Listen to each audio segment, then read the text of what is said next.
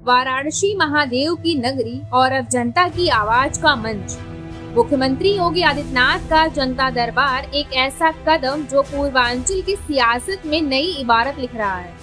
लखनऊ में जन सुनवाई की परंपरा तो आपने देखी होगी, लेकिन इस बार काशी की धरती से जनता को मिला सीधा संवाद। वो संवाद जिसमें हर दर्द, हर समस्या मुख्यमंत्री के सामने खुलकर रखी गई।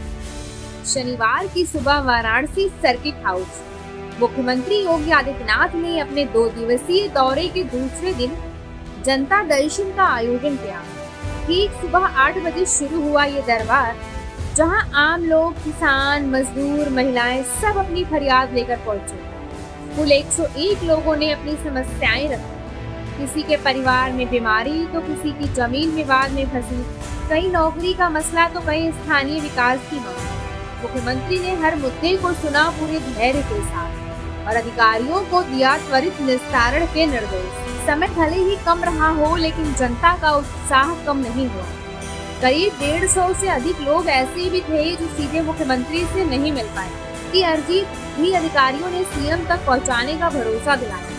ये दृश्य बताता है कि जनता अब सिर्फ सुनती नहीं, बल्कि अपनी आवाज सीधे सरकार तक पहुंचाती है। अब तक जब मुख्यमंत्री वाराणसी जाते थे तो मुलाकातों में केवल जनप्रतिनिधियों और चुनिंदा लोगों को शामिल करते थे और इनकी ये मुलाकातें वहीं तक सीमित रहती थी। लेकिन इस बार तस्वीर बदली। दरबार खुला जनता के लिए, और यही है लोकतंत्र की असली ताकत, जहां मुख्यमंत्री और आम नागरिक के बीच की दूरी कम होती है।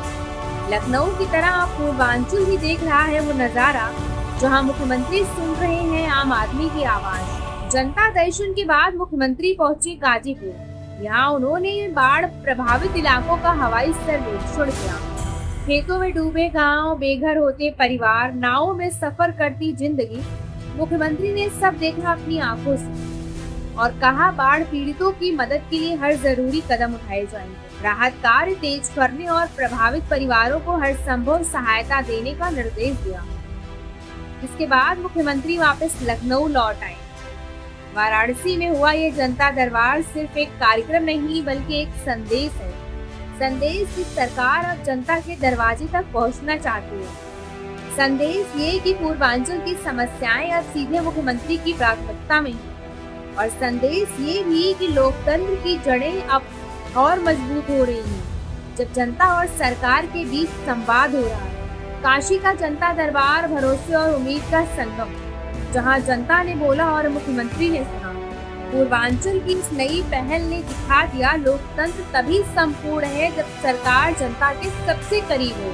वाराणसी का जनता दरबार एक नई पहल, एक नया भरोसा। पूर्वांचल की जनता को तो पहली बार मिला ये अनुभव, सीएम योगी से सीधा संवाद।